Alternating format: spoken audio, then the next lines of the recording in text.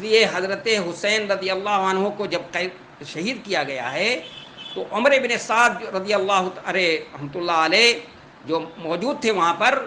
اور ان کی حفاظت کرنے آ رہے تھے، ان کی طرف سے دفاع کر رہے ہیں، حور بن یزید بھی دفاع کر رہے ہیں کہ کسی طرح سے ان کو بچا لی جائے، ان کی جان بچا لی جائے، اور جب شہید کر لیا ہے تو زار و قطار رو رہے تھے وہ، اور یہ جتنے بھی تھے حملہ کرنے والے ان کے قافلے پر، حضرت حسین رضی اللہ عنہ کے قافلے پر حملہ کرنے والے سب کے سب کوفی تھے۔ اس بات کا اعتراف خود شیعہ نے بھی کیا ہے، شیعہ نے بھی کیا ہے، چنانچہ مسعودی شیعہ ہے جن کی کتاب مروج الذہب ہے، اس میں اس نے بھی لکھا ہے کہ جتنے بھی ان کے قافلے پر حملہ کرنے والے تھے کوئی شامی نہیں تھا، سب کے سب یہ سبائی کوفی تھے، اور خود حضرت حضرت حسین رضی اللہ عنہ بھی کہہ رہے ہیں کہ یہ کوفی جنہوں نے ہم کو بلایا تھا انہوں نے ہمیں شہید کیا ہے۔ اب آپ فیصلہ خود ہی کر سکتے ہیں۔ ملا باقر مجلسی شیعی وہ بھی انہوں نے بھی لکھا ہے۔ اور ہنگامہ ختم ہونے کے بعد حسین رضی اللہ عنہ کے اہل خانہ کو لے کر عمر بن سعد کوفہ لوٹے ہیں، تو جب کوفہ کی خواتین بہت رو رہی تھیں، چیخ چلا رہی تھیں، تو ان کے خانوادے کی جو عورتیں بچ گئی تھیں انہوں نے کہا انہی لوگوں نے ہمارے باپ کو، کسی نے کہا کہ ہمارے بھائی کو شہید کیا ہے، اور یہ لوگ خود ہی کیا ہے مگر مچھ کے آنسو بہا رہی۔ اور حضرت ام سلمہ رضی اللہ تعالیٰ عنہ کو جب یہ ام المومنین حضرت ام سلمہ کو حضرت حسین کی شہادت کا جب علم ہوا ہے تو انہوں نے بھی کہا، جب خبر آئی تو انہوں نے بھی کہا کہ اللہ تبارک و تعالیٰ ان کوفیوں کو تباہ و برباد کرے کہ انہوں نے بلا کر کے ان کو کیا کر دیا، شہید کر دیا ہے۔ تو آپ نے دیکھا یہ جو داستان بیان کی جاتی ہے اور بہت اس کے ساتھ بہت اس کو گڑھ کر کے اور گڑھت کر کے بڑے ڈرامائی انداز میں اور اس طرح بیان کیا جاتا ہے جیسے معلوم ہوتا ہے گھمسان کی جنگ ہوئی، کب سے صبح سے لے کر دوپہر تک، اور اس میں بے شمار جانیں گی، بہت سارے لوگ مارے گئے، اور یہ ہوا۔ یہ سب داستانیں، یہ سب خود ساختہ داستان ہے، اور یہ سب جو ہے جتنی بھی کہانیاں اور قصے گڑھے گئے ہیں اور جتنی کوشش ہو سکی ہے لوگوں نے گڑھ کر کے یہ قصے کر دیے۔ اس لیے میں نے پہلی تمہید میں کہا تھا کہ واقع کربلا جو ہے وہ کربلا کے میدان کا جو واقعہ ہے بہت سادہ ہے اور بہت ہی مختصر ہے۔ جتنے قصے اور کہانیاں اس سلسلے میں بیان کی جاتی ہیں یہ سب کی سب ان کی جانچ اس وقت کے اور ماحول کے امکانات و مواقع، روایتوں کے تقابل، انسانی فطرت اور حضرت سیدنا حسین اور ان کے اہل بیت کے دینی شعور کے روشنی میں کی جاتی ہے، تو یہ تمام کی تمام قصے ایک ایسی من گھڑت داستان بن کے رہ جاتے ہیں جسے بس ابن سینا یہودی کے شیطانی منصوبے کے مطابق ہی گڑھا جا سکتا ہے۔ آپ خود ہی جو قصے اور کہانیاں بیان کی جاتی ہیں، آپ یہ بتائیے خانوادہ نبوت سے تعلق رکھنے والے ہیں حضرت حسین رضی اللہ تعالیٰ عنہ، یہ جو ان کے بارے میں جو باتیں گڑھی جاتی ہیں، جو کہی جاتی ہیں، کیا ان کی ہمت اور حوصلے اور ان کے مطابق ہیں یہ چیزیں، یا ان کے نبی صلی اللہ علیہ وسلم کے خانوادے کی عورتوں کی جب اس طرح کی باتیں کی جاتی ہیں کہ عمر ابن سعد کے سامنے وہ بڑی اس کے رحم کے اور امر کی بھیک مانگ رہی تھی، یہ سب چیزیں کیا ہیں؟ یہ نبی صلی اللہ علیہ وسلم کے خانوادے کی تذلیل اور توہین ہے۔ یہ اس طرح کی باتیں جو جنہوں نے لکھی ہیں یہ سب ساری چیزیں کیا ہیں؟ من گھڑت ہیں، خود ساختہ ہیں۔ اور اس کے بعد یہ جو کہا جاتا ہے کہ جب حضرت حسین رضی اللہ تعالیٰ عنہ شہید کر دیے گئے اور پھر ان کا سر ان کے پاس پہنچا، ابن زیاد کے پاس پہنچا ہے، تو ابن زیاد نے ان کے سر کی توہین کی۔ یہ سب بھی باتیں من گھڑت ہیں۔ میں آپ کو بتا دوں کہ ابن زیاد کو یعنی عبید اللہ ابن زیاد کو جب اس واقعے کی خبر اطلاع دی ہے جس شخص نے، اور بڑی خوشی جا کر اس نے کہا ہے، وہ بھی سبائی تھا، اس نے کہا آج میں اپنی پیالی سونے اور چاندی سے، یعنی حضرت حسین کا قاتل ہے، آپ کا سر قلم کر کے عبید اللہ ابن زیاد کے پاس پہنچا اور کہنے لگا آج میں اپنی پیالی سونے چاندی سے بھر لوں گا، آج میں نے چھپے ہوئے بادشاہ کو قتل کیا ہے جو ماں باپ کے اعتبار سے اللہ کے بندوں میں سب سے بہتر ہے۔ یہ سن کر عبید اللہ ابن زیاد نے کہا جب وہ اللہ کے تمام بندوں میں ماں باپ کے لحاظ سے سب سے بہتر تھے تو نے انہیں قتل کیوں کیا؟ اس کے بعد عبید اللہ ابن زیاد نے حکم صادر کیا کہ اس کو آگے لے جا کر قتل کر دو۔ دیکھیے صحیح روایتوں میں یہ ہے کہ جو قتل کی اطلاع دیتا ہے ابن زیاد کو، اس نے کہا اس کو لے جا کر قتل کرو، اور جو سر لے کر پہنچا تھا اس کی گردن بھی مارنے کی، اس کی گردن بھی مروانے کا آرڈر دیا تھا ابن زیاد نے، جو صحیح روایتوں کے اندر ہے۔ اس لیے خود ساختہ جو روایتیں ہیں، اور کہ ابن زیاد نے ان کے سر کی بے حرمتی کی کہ کان ینقط بقضیب، تو بے قضیب جو ینقط بقضیب یہ لکڑی سے کریدنے کے معنی میں نہیں استعمال ہوتا، اس کا مطلب لوگوں نے غلط سمجھ لیا ہے، اس کے معنی ہوتے ہیں رنج و غم کا اظہار، کہ اس نے وہاں پر رنج و غم کا اظہار کیا تھا۔ اور یہ جو روایتیں بیان کی جاتی ہیں عوام الناس کے اندر کہ ان کے سر کو ملک شام یزید کے پاس بھی بھیجا گیا، یہ ساری کی ساری روایتیں کیا ہیں؟ خود ساختہ ہیں، من گھڑت ہیں، کوئی روایت صحیح نہیں ہے، اور ایسی شیعی روایتیں ہیں جن پر جو لوگوں نے تکیہ کر کے اور برا بھلا کہنا شروع کر دیا یزید کو بھی اور اس کو۔ تو میں نے اس لیے آپ کے سامنے بہت تفصیل سے جو ہے اس کو بیان کر دیا، حالانکہ یہ تفصیل کا واقعہ نہیں ہے، بہت ہی مختصر واقعہ ہے، بڑا سادہ سا واقعہ ہے، اس لیے بیان کیا، تفصیل سے مرحلہ وار بیان کیا تاکہ آپ اس واقعے کی حقیقت کو سمجھ جائیں۔ اور دیکھیے اس میں آپ غلو سے کام نہ لیں، غلو کی صحیح نہیں ہے، یہ افراط امت میں جو افراط و تفریط ہے، یہ افراط و تفریط کسی طرح صحیح نہیں ہے، اعتدال۔ تو اس لیے میں نے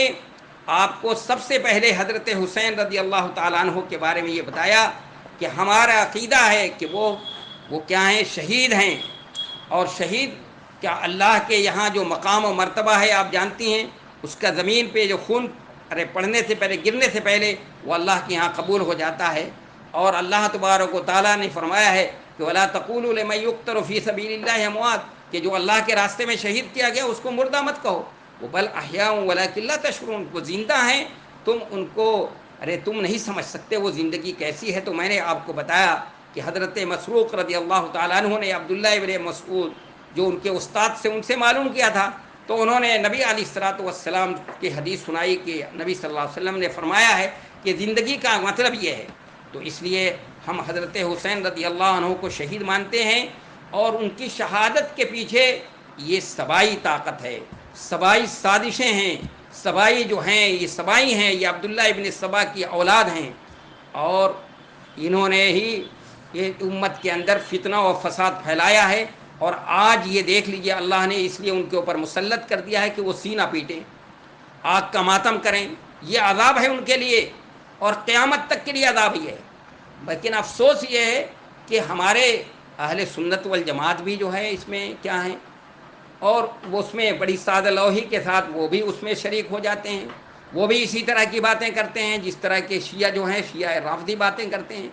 تو اس لیے ہم کو سمجھنے کی ضرورت ہے، جو تاریخی حقائق ہیں، جو تاریخی واقعات ہیں،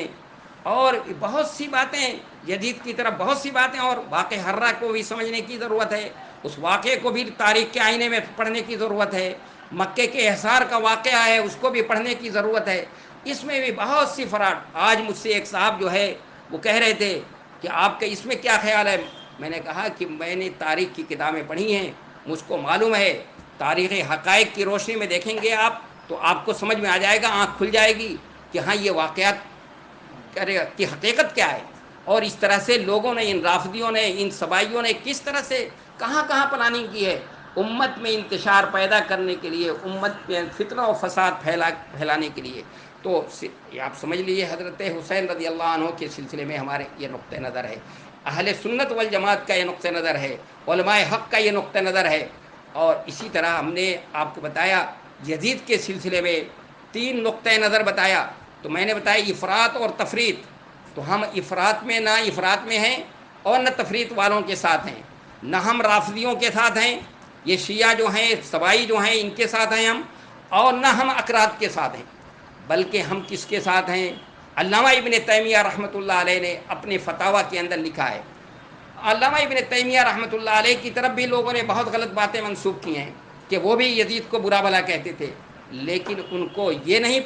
معلوم ہوا کہ انہوں نے منہاج السنہ میں کیا لکھا ہے، اور اپنے فتاوی کے اندر آگے چل کر کے کیا لکھا ہے جو صحیح روایتیں ہیں ان کو لوگ نہیں بیان کرتے، وہیں پر صحیح روایتیں بھی ہیں اور وہیں پر ضعیف روایتیں ہیں، تو ضعیف روایتوں کو تو لوگ بیان کر دیتے ہیں، افسوس کی بات ہے کہ صحیح روایتیں نہیں بیان کرتے۔ علامہ ابن تیمیہ رحمۃ اللہ علیہ نے ہی، جو ابھی میں نے تین موقف بتایا ہے، وہ علامہ ابن تیمیہ نے ہی پھر اپنے فتاویٰ کے اندر، جو مجموعہ فتاویٰ ہیں ان کے،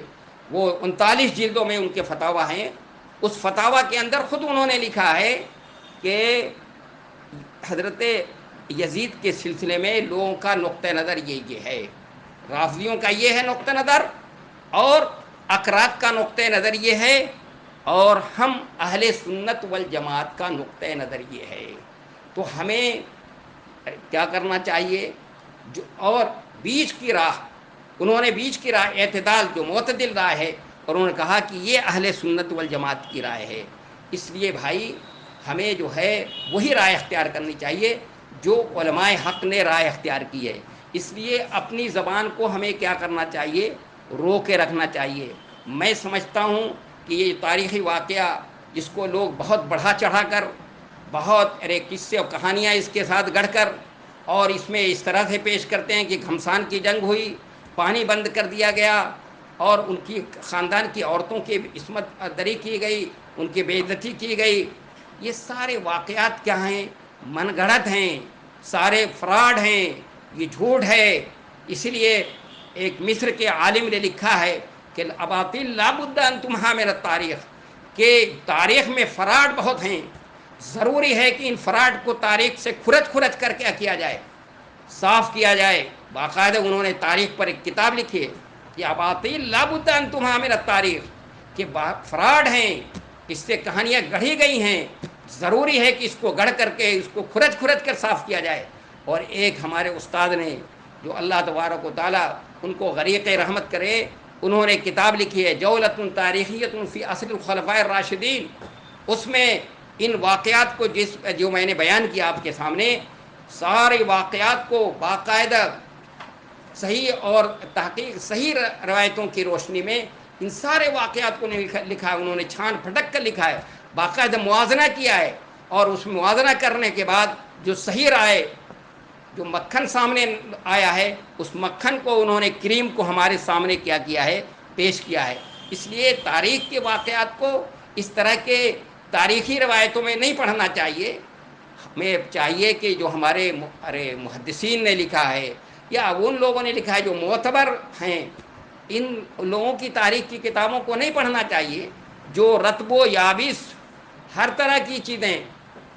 غث اور سمین، رطب و یابس، جو چیز جہاں سے مل گئی اس کو انہوں نے بیان کر دیا، تو یہ اچھی بات نہیں ہے، اور ایسے لوگوں کی کتابوں کو پڑھنا بھی نہیں چاہیے، اور اس پر اعتماد بھی نہیں کرنا چاہیے، ان لوگوں کی کتابوں کو پڑھنا چاہیے۔ تو میں نے ابھی آپ کے سامنے بیان کیا کہ امام بخاری تو یہ فرما رہے ہیں، امام بخاری تو اس کے بارے میں اور یزید کے بارے میں یہ بیان کیا ہے کہ وہ آپ کو وہ بھی بتا دوں کہ حضرت یزید کے بارے میں انہوں نے لکھا ہے کہ نبی صلی اللہ علیہ وسلم نے پیشین گوئی فرمائی ہے۔ کیا پیشین گوئی فرمائی آپ نے؟ کہ ملک قیصر کے اوپر جو پہلی فوج کشی کرے گا، جو پہلی فوج کشی ہوگی، جو فوج اس پر حملہ آور ہوگی، اس کے جتنے لوگ بھی ہوں گے سب مغفور لہم ہوں گے، سب کو اللہ تبارک و تعالیٰ بخش دے گا۔ تو اب بتائیے، جو قیصر یعنی قسطنطنیہ پر سب سے پہلا جو حملہ ہوا ہے، قیصر کے ملک پر سب سے پہلا حملہ ہوا ہے، وہ اس کا پہلا حملہ، اس کا امیر کون تھا؟ یزید تھا۔ بخاری کی روایت موجود ہے، بخاری کے اندر موجود ہے۔ آپ اور نبی علیہ الصلوۃ والسلام پیشین گوئی فرما رہے ہیں، کیا فرمایا آپ نے؟ کہ سارے کے سارے مغفور لہم ہوں گے۔ اس کے اندر اسی کی قیادت میں ابو ایوب انصاری جو میزبان عالم ہیں، نبی علیہ الصلوۃ والسلام کے میزبان تھے، وہ بھی اس کی قیادت میں لڑ رہے ہیں۔ اور پھر آپ کو یہ بتا دوں، یزید کے سلسلے میں عمر ابن عبدالعزیز رحمۃ اللہ علیہ کیا کہتے تھے؟ عمر ابن عبدالعزیز رحمۃ اللہ علیہ یزید کو رحمۃ اللہ علیہ کہتے تھے۔ کون ہے عمر ابن عبدالعزیز؟ جانتے ہیں، خلیفہ خامس، ان کو راشد کہا جاتا ہے۔ اسی طرح امام غزالی رحمۃ اللہ، اگر یہ دیکھنا ہو کسی کو لسان المیزان کے اندر، علامہ ابن حجر کی کتاب ہے لسان المیزان، اس کے اندر دیکھ لے کہ عمر ابن عبدالعزیز رحمۃ اللہ علیہ جو ہے یزید کے بارے میں کیا ان کا نقطہ نظر تھا. اسی طرح امام غزالی رحمۃ اللہ علیہ بھی اس کے بارے میں یہ کہتے تھے کہ اس کے لیے رحمت کی دعائیں کی جا سکتی ہیں، اس کے لیے مغفرت کی دعائیں کی جا سکتی ہیں. وہ مسلمان شخص تھا. وفایات العیان ابن خلقان کی کتاب ہے، اس میں بھی اس کا تذکرہ ہے. تو اس لیے ہمیں کیا کرنا چاہیے، اپنی زبان کو روک کے رکھنا چاہیے. اور اگر میرے پاس اس وقت ٹائم ہوتا اور میں آپ کو بتاتا کہ کتنے صحابہ کرام ہیں جنہوں نے اس کے خلافت کی گواہی دی ہے. ایک دو نہیں، قبیلے انصار میں سے اور مہاجرین میں سے بھی بہت سے صحابہ ہیں جنہوں نے اس کی خلافت کی گواہی دی ہے. اور پھر یہ بھی بتا دوں، علامہ ابن حجر عسقلانی نے جو وہ حدیث جو بخاری کے اندر موجود ہے کہ 12 خلیفہ ہوں گے اور اس امت کو ان کے خلافت کے دور میں عزت ملے گی، دین کو غلبہ حاصل ہوگا، تو اس میں سے علامہ ابن حجر عسقلانی جن کی کتاب آپ جانتی ہیں بخاری کی سب سے اچھی شرح مانی جاتی ہے فتح الباری، اس میں لکھا ہے انہوں نے علامہ ابن حجر عسقلانی رحمۃ اللہ علیہ نے کہ 6 نمبر کا خلیفہ اس کو تسلیم کیا ہے. تو اس لیے ہمیں کیا کرنا چاہیے، اپنی زبان کو کیا کرنا چاہیے، روک کے رکھنا چاہیے. لوگوں کو علامہ ابن حجر کی وہ باتیں تو یاد رہ گئیں جو ان کی طرف غلط باتیں منسوخ کی گئیں علامہ ابن حجر کی طرف، لیکن جو صحیح بات ہے ان کی کتاب میں جو موجود ہے وہ باتیں لوگوں کو یاد نہیں رہتی. افسوس کی بات ہوتی ہے کہ اچھی باتیں جو صحیح باتیں ان کی کتاب میں موجود ہے، جو دوسروں نے ادھر ادھر سے رتب و یابی جمع کر دیا، وہ باتیں تو لوگوں کو بہت یاد رہتی ہیں. تو اس لیے ضرورت اس کی ہے کہ ہم جو ہے اس سلسلے میں اس واقعے کو تاریخ کی روشنی میں جب پڑھیں، تاریخ کی کتابوں میں پڑھیں تو ہماری آنکھیں کھلی ہوں، دماغ جو ہے کھلا ہو، اور دماغ کھول کر کے دماغ کھلا ہو، سوچ سمجھ کر پڑھنے کی کوشش کریں، اور ہمارے اندر یہ صلاحیت ہو کہ ہم اس کو چھان پھٹک کر اس کے اندر رتب و یابس کے اندر تمیز کرنے کی بھی صلاحیت رکھتے ہوں، تب تو ہم پڑھیں اور سمجھنے کی کوشش کریں. اور میں سمجھتا ہوں کہ میں نے جو وضاحت کی ہے آپ سمجھ گئی ہوں گی کہ حضرت حسین رضی اللہ تعالیٰ عنہ کوفہ گئے تھے تو وہ خلافت کے لیے نہیں گئے تھے، نعوذ باللہ. خلافت تو خلافت ان کے نزدیک کیا چیز تھی، خلافت کی کیا اہمیت تھی. ان کے بھائی نے تو یہ کہہ دیا کہ اے بھائی، ہمارے لیے خانواد نبوت سے ہونا کافی ہے، ہمارے لیے خلافت کیا چیز ہے. وہ خلافت کے لیے نہیں گئے تھے. وہ امت کے اندر جو بھائی، ان کے بھائی جس کام کے لیے گئے تھے، جو کام ان کے بھائی نے کیا تھا کہ حضرت امیر معاویہ کے ہاتھ میں ہاتھ دے کر بیعت کی تھی، اس دن کو کیا کہا جاتا ہے، عام الجماع کہا جاتا ہے. اس دن اس سال کو عام الجماع کا نام دیا گیا ہے، اتحاد کا ساتھ، کہ امت میں اتحاد، انتشار کے بعد اتحاد پیدا ہوا. وہی اتحاد پیدا کرنے کے لیے حضرت حسین رضی اللہ تعالیٰ عنہ بھی گئے تھے. لیکن ان سبائیوں نے سازش کر کے امت میں انتشار پیدا کرنے کے لیے، امت میں خوریزی پیدا کرنے کے لیے، اور امت میں جو ہے یہ رخنہ ڈالنے کے لیے اور انتشار پیدا کرنے کے لیے سازش کر کے نعوذ باللہ حضرت حسین رضی اللہ تعالیٰ عنہ کو بھی شہید کر دیا. اس لیے اللہ تبارک و تعالیٰ نے ان کے اوپر یہ مسلط کر دیا ہے کہ اب قیامت تک روتے رہو، قیامت تک مگرمچھ کے آنسو بہاتے رہو، آگ کا ماتم کرو، زنجیر کا ماتم کرو، خون بہاؤ اور یہ کرو. اس لیے آپ دیکھتی ہوں گی کہ ان کا چہرہ جو ہے، اگر آپ آئینے میں آپ کسی بھی شیعہ کا، کسی بھی رافضی کا اگر چہرہ دیکھیں تو اس کا چہرہ جو ہے مسخ ہو جاتا ہے. وہ چہرہ، اپنا چہرہ دیکھیے آئینے میں اور اس کا چہرہ دیکھیے، مقابلہ کیجئے. ان کی عورتوں کے کا چہرہ دیکھیے، 40 سال کے بعد ان کی عورتوں کا چہرہ کیسا ہوتا ہے، ان کا کیسا ہوتا ہے. ایک ڈاکٹر تھا، وہ میں لکھنؤ میں جب پڑھتا تھا تو اس نے بتایا کہ میرا چوک میں میرا مطلب ہے شیعوں کے علاقے میں، رافضیوں کے علاقے میں، یہ رافضی ایسی بیماریوں میں مبتلا ہوتے ہیں کہ میں تو سر پکڑ کر بیٹھ جاتا ہوں کہ اللہ یہ کس طرح کی بیماریوں میں مبتلا ہیں. تو اللہ تبارک و تعالیٰ نے ان کو اس بیماریوں میں مبتلا کر رکھا ہے کیونکہ انہوں نے حضرت حسین رضی اللہ تعالیٰ عنہ کو ظلماً شہید کیا ہے. انہوں نے اس کے خلاف پلاننگ کی ہے، امت کی اینٹ سے اینٹ بجانے کی کوشش کی، امت میں خوریزی مچائی ان لوگوں نے. ان کی پوری تاریخ شروع سے لے کر آخر تک آج بھی یہ انہوں نے امت کو نقصان پہنچایا اور ہمیشہ نقصان پہنچاتے رہتے ہیں. آج بھی یہ نقصان پہنچانے میں پیچھے نہیں ہے. اس لیے آپ سمجھ لیجئے ان منافقوں کو سمجھنے کی ضرورت ہے، اور ہم کو بہت ضرورت ہے کہ ہم اس واقعے کو سمجھیں اور اس کے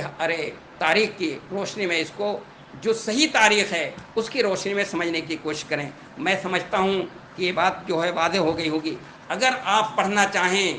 تو اردو میں مولانا عتیق الرحمن سنبھلی نے جو کتاب لکھی ہے، مولانا منظور نعمانی کے صاحبزادے ہیں، اگر کوئی وہی کتاب پڑھ لے صرف، تو میں سمجھتا ہوں کہ وہ صحیح اس واقعے کو صحیح طور پہ سمجھ سکتا ہے. بالکل وہ صحیح طور پہ بہت کوشش سے، بڑی محنت سے، بڑی تحقیق سے انہوں نے لکھا ہے. اور ایک اور کتاب بتا دوں، اس دور کے بہت بڑے محقق تھے، بہت بڑے محدث تھے، جو صدیوں میں ایسا محدث نہیں پیدا ہوتا. ان کی کتاب ہے تفسیرہ برواقع کربلا، تفسیرہ برواقع کربلا. اور انہوں نے مولانا قاری طیب صاحب رحمۃ اللہ علیہ نے کتاب لکھی تھی، وہ اس کتاب کا جواب دیا ہے. اس میں قاری طیب صاحب نے لکھا تھا یزید کے بارے میں، وہی من گھڑت واقعات، انہی من گھڑت کہانیوں کی روشنی میں وہ کچھ باتیں لکھی تھیں انہوں نے. اور یہ کہا تھا کہ اہل دیوبند کا عقیدہ یہ ہے. تو اس میں مولانا حبیب الرحمن، شیخ حبیب الرحمن آدمی رحمۃ اللہ علیہ کو ایک پڑھنے کے بعد جوش آیا، اور انہوں نے کہا ایمانی غیرت اور دینی حمیت ان کے اندر جو ہے وہ جوش مارتے ہوئی، اور ان کا قلم جو ہے اس میں جو چلتا ہے. تو انہوں نے پھر ان کا جو ہے وہ جو تبصرہ کیا ہے، وہ بھی تبصرہ پڑھنے کے قابل ہے کہ کس انداز سے انہوں نے ان کی گرفت کی ہے، کہ آپ کس انداز سے کیسے باتیں کر رہے ہیں. آپ اپنا عقیدہ اپنا بتاتے نظریہ، تو میں یہ کوئی فرق نہیں تھا میرے اوپر، میں آپ کے اوپر قلم نہیں اٹھاتا. لیکن چونکہ آپ نے یہ بتا دیا کہ یہ سب سارے دیوبند کے لوگوں کی رائے یہی ہے، سارے دیوبند کے لوگوں کا مسلک یہی ہے، انہی کا عقیدہ یہی ہے، تو اس لیے مجھے ضرورت پڑ گئی کہ میں اس پر قلم اٹھاؤں اور آپ کو تفصیل سے یہ واقعہ بتا دوں. تو انہوں نے بھی، اور جانتی ہیں محقق ہیں وہ، بہت بڑے محدث ہیں. میں نے بتایا صدیوں میں ایسا محقق اور مفسر محدث نہیں پیدا ہوتا. ان کی حدیث کے اوپر کیسی نظر تھی. مولانا جو ہمارے استاد محترم ہیں مولانا سید محمد رابع الحسنی ندوی مددہ العالی، جو اس وقت مسلم پرسنل لا بورڈ کے صدر ہیں اور ندوۃ العلماء کے ناظم ہیں، ان سے کسی نے پوچھا ان کے علم کے بارے میں کہ کیسا ہے ان کا علم. تو انہوں نے کہا بھائی ان کا علم بہت پختہ ہے، اور دلائل ان کو مستحضر ہیں، یعنی سارے دلائل ان کے نظروں کے سامنے ہوتے ہیں. کتابوں کی بھرمار ان کے پاس ہوتی ہے، دلائل کی بھرمار کر دیتے ہیں. آپ خود وہ کتاب پڑھیں گی، یا اور بھی جتنی بھی کتابیں ان کی ہیں، جتنی بھی لکھی گئی ہیں، میں نے الحمدللہ ساری کتابیں ان کی پڑھی ہیں، تو اس میں اندازہ ہوتا ہے ان کے علم کا، ان کے تباہر علم کا، ان کے علم کی گہرائی اور گہرائی کا، کہ کس گہرائی اور گہرائی سے وہ بات کرتے ہیں، کس انداز سے ان کی بات ہوتی ہے. تو اس کتاب کو بھی پڑھا جائے تو اس واقعے کو سمجھا جا سکتا ہے. میں سمجھتا ہوں کہ بات بہت لمبی ہو گئی. وما توفیق الا باللہ، والسلام ورحمۃ اللہ.